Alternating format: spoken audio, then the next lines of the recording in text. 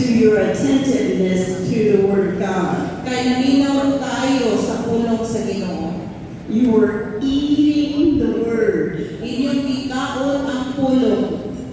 God wants you to know He saw you eating His Word. Gusto ko mahibalo mo nga ang Diyos nakakita ninyo. God wants you to steward over this Word. Gusto sa Ginoo nga kanang inyong ibutang sa inyong kasing-kasing kini ang pulong. As He has been renewing your mind today. Aw ako bituo nga baguhon sa Ginoo ang inyong hunahuna.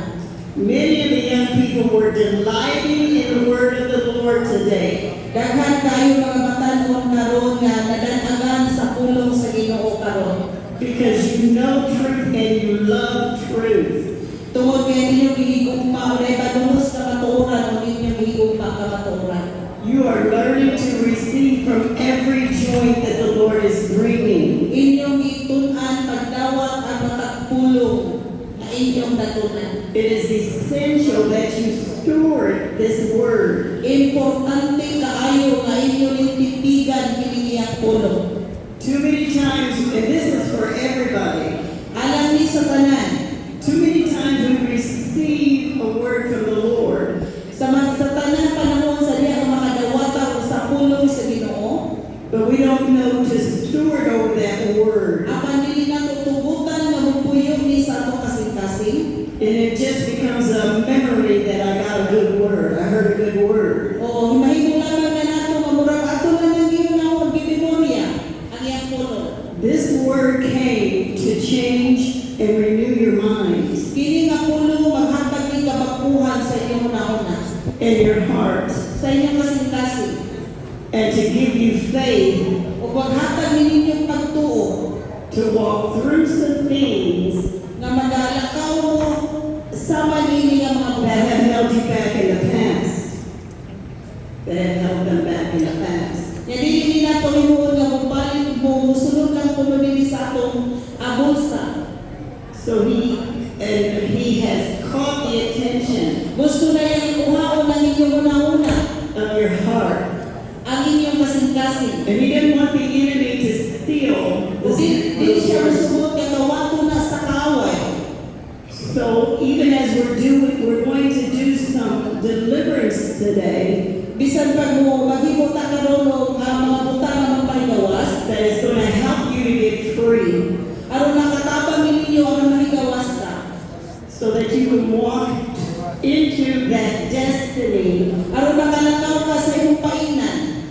that the world says is impossible, Ang kalibutan ingon imposible, but God says that's what I have for you. apan ang Ginoo ingon mao na akong gitakda para nimo. Your part Ang imong bahin, is to be honest with yourself and God, mahimo kang tinuod sa imong kaugalingon ug ngadto sa Dios, to be repentant of heart, naa kay kasing-kasing nga mahinulsonon, true godly repentance, kanang Dios nun nga paghinulson. and then to steward over Kung imo nga ibutang imo ng ampingan sa imong sulod, what you're receiving, kuno sa imong nadawat, because God cannot lie. tungod kay ang Ginoo di nato pwede bakakan. So I say to the people, Ako isulti sa mga tao, this is a day kini mao ang adlaw. God is opening up your eyes Ablihan sa Ginoo ang inyong mga mata to the reality sa kamatuoran of who you are in Christ. o kinsa gayon ka diha kang Kristo. Amen. Amen. God bless.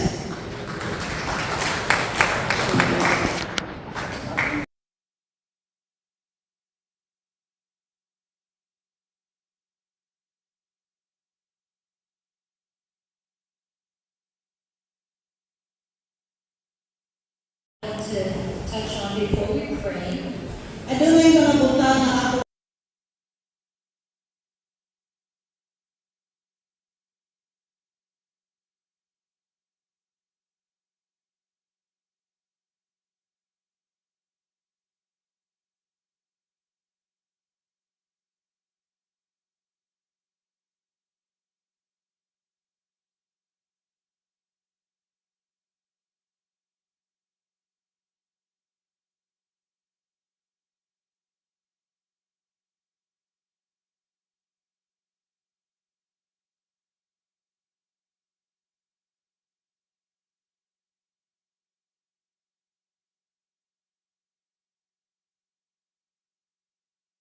sayawa musulod nimo. So when you get a soul tie with someone in sexual relationship, Mahimo kining murag mudot, murag dili na ka maupang niini gitawag nga pakiklambigit sa babae sa lalaki nga dili imong bana o dili imong asawa. the spirit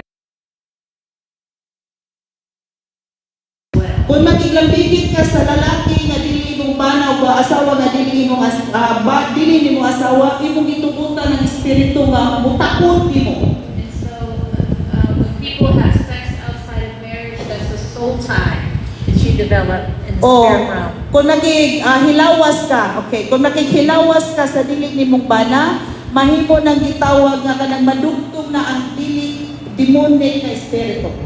And that's how a lot of people get demonic oppression, all kinds of things from the Sa soul kining tie. mga tawhana o magpabilin mo ana daghan kaayo mo nagpuyo nga espiritu diha sa inyong sulod. And the Bible teaches us that you get a loss of soul. That means the devil can steal a piece of you. So kanang giingon nga murag mawala ka ang imong kawatong sayawa ang imong kalinaw. Dili ka magmalinaw. And when he steals a piece of your heart, an unclean spirit comes in that Kung place. kawatong sayawa ang kalinaw nga naa sa imong hunahuna o nga moabot na sa imong kasing-kasing. And another thing I wanted to say is that if you're here in a marriage that has a lot of problems, So kung moabot ka sa kaminyoon ka ng kaminyoon bitaw nga daghang kaayong problema, if you must forgive your spouse so you can pray them through. kung dili nimo kaya pa sa inuon ng imong asawa kay naabay ko'y mag-asawa karon nga awayon. Unya kung dili na nimo siya pa sa inuon, mo dili dili ka mahigawas ana. Because if you hold them in unforgiveness, you can't pray them through the bondage that they're in. God won't hear your prayers because of unforgiveness. O kung dili nimo pa sa inuon ng imong asawa, dili ka makahimo sa pag-ampo o ang pag-ampo ninyo dili na paminawon sa Ginoo kung naay pagdumot nga nasa imong kasing-kasing. So sometimes it's every day. Usahay kada adlaw na. Every day forgive. O kada adlaw mo pasaylo gyud ta bisan nag-away kahapon o paggabi magpasaylo gyud. When you learn to work in the opposite spirit, you learn to work in the opposite spirit. O kinahanglan nga makakapunta sa kanang dili bitaw pareho nga espiritu. You have to learn to stay seated with Christ in your emotions So usahay mo mudaot na sa atong mga pagbati. and begin to pray for God to save their soul. Amen. So magsugod na pag-ampo nga sa Ginoo nga iyang luwason ang atong kalag. Because you have a covenant with God through Christ, Tungod kay naa man gud tay pakigsaa diha sa Ginoo pinaagi kang Kristo. your unbelieving spouse don't even realize that they're being spared and God is dealing with them to be saved because of your covenant. So usahay na kay sunan kini naminyo tag dili Kristohanon nga dili maluwas ang imong asawa tungod kay wala nimo tumana ang imong pakigsaad sa Ginoo. Because the Lord will fight for them. Tungod kay Ginoo mahimo nga makig-away batok kana. Amen. Amen. So you can win your spouse. They do have a free will. O, mahimo madala ng imong asawa or bana nga dili Kristohanon kung kita mismo makigbatok ani nga espiritu. So you can't control them with the word of God. You can't control them with your anger. So, dili nimo siya mahimong madala pinaagi sa pulong sa Ginoo ug dili po nimo makontrolar sa pinagi sa imong kasuko. But I teach people to do all that they know to do. Amen. Amen. And then if they choose to walk away, that's different. But don't just leave right away. Amen. Okay. Work at it and believe God to save their soul. Amen. Dili po nimo siya pwedeng biyaan kung dili mo nang trabahoon mo trabaho gid kahapon nakakita ka nga ang Ginoo nabuhat na siya kinabuhi. Nya usahay maglalis dayon mo dito na yung buwag. And you can also get the say. Okay. Oh, okay. She's telling on you. No. I just explain the attitude of the Filipino people because sometimes Filipino people, if you have a quarrel, magbuwag ka! Una balik! That one stopped working. Magpahawi ba? You put Okay. Yeah. Namutala siya ng asawa mo. No, that's not good enough. No. Dili gyud ko na maayo nga kanang nailalis gamay dayong buwag. Dayong maputos. Everybody thinks the grass is greener on the other side. No, it's not. Ya, dili gyud na ko na pwede. Kay kanang mabuwag-buwag di na koy kasulbaran. And if you don't obey the Lord, you'll be dealing with that in another relationship. I'm just saying. Yeah. So fight and contend with and get some prayer partners. Sige, gihapon na labisan og mag-away pero sige lang gyud mo na magbulag. Intense lang gyapon. Yeah. Learn to war good warfare for their soul. Praise the Lord. Kinahanglan atong trabaho Yeah. jud kuno nato aron nga Glory maluwas. to God. Amen. Amen. So we repent of those thoughts. Yeah. Because remember, if you keep having that thought, I'll just get a divorce, you're going to get one. Yeah. It's going to happen. Yeah. Dili gyud kuno nato nga kanatong gihuna-huna nga magabalik-balik ka sa una-una kay kun di ka magbantay mahitabo gid na. Magkabulay gyud mo. Yeah, we've seen God heal marriages. Sometimes unbeliever does leave, but when you're believers, you need to contend. Amen. Kada ko na magtiayon, pwedeng magbulag, pero kita na magkisuhanon, magunong. Hallelujah. Praise the Lord. Amen. All right, so that's the area. And if you've had sexual relationships outside of marriage, you repent for that today. Kung God naamay can kuno deliver you. pipila ka nato karon nga naghimo og pakikilawas nga dili mo minjo paghinulsol na mo karon og pagpakasal na mo.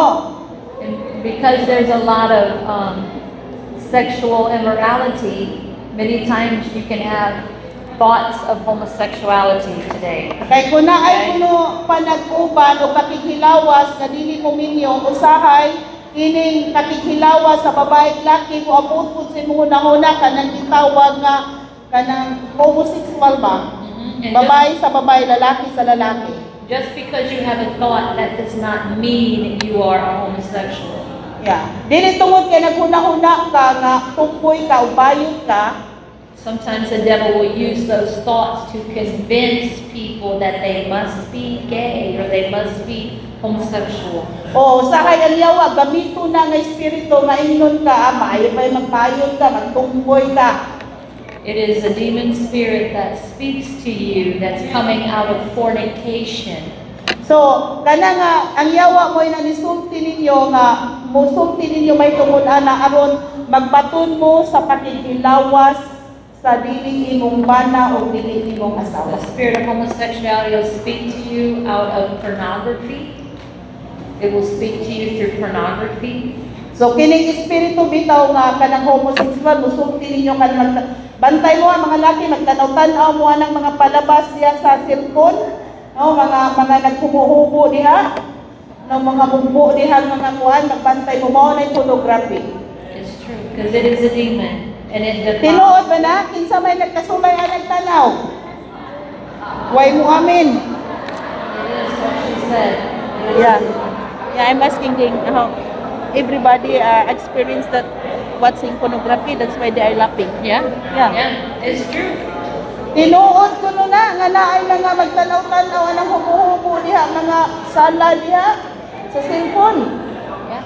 Yeah. Because sometimes people never have those thoughts until they open the door to pornography.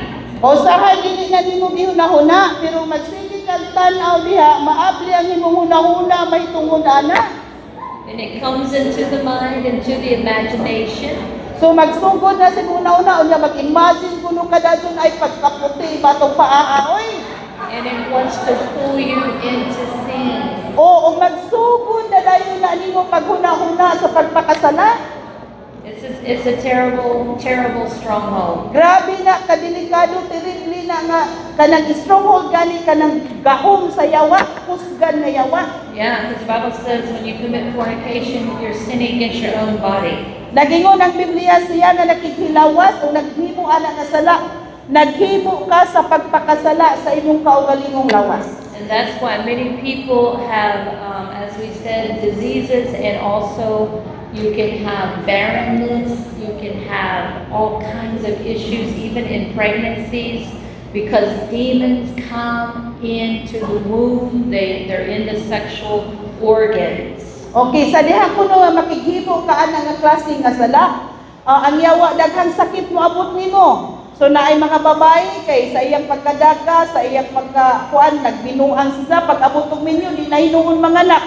Yeah. No, tungod kay naghimo man siyang sala. Because remember, just because demons talk to you in your mind, Tungod kay ang yawa mo sulti manguna sa imong una. they get attached to your physical bodies. Iyang atakihon ang imong lawas.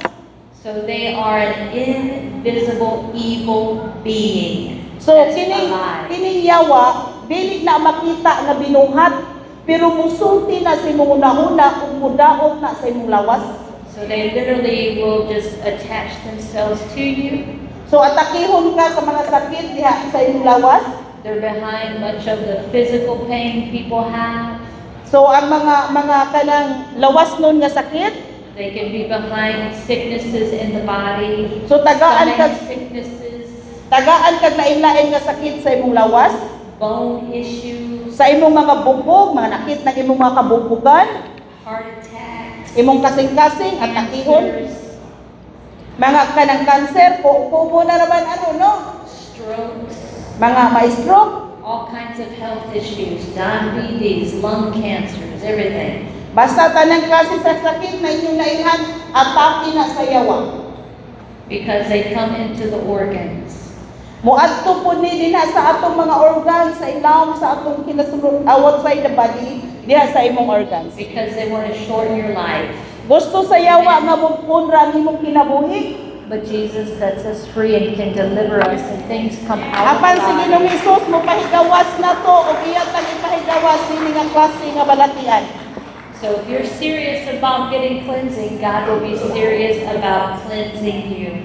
Kung ikaw seryoso nga modawat sa kahipadhinlo sa imong kinasuluran, ang Ginoo seryoso nga mohinlo ninyo. Everybody that came to Jesus, He did not turn them away in the Bible, did He? Yeah. Ang tanan nga miduol sa kang Ginoong Hesus. Amen. Amen. So we're getting ready to pray. So get yourself. We got some tissues we're going to hand out. Okay, And musugod na mitampo ninyo, andaman ninyo inyong kaugalingon. Kaysa yang gikaingon, seryoso ang Ginoo nga mohinlo sa tanan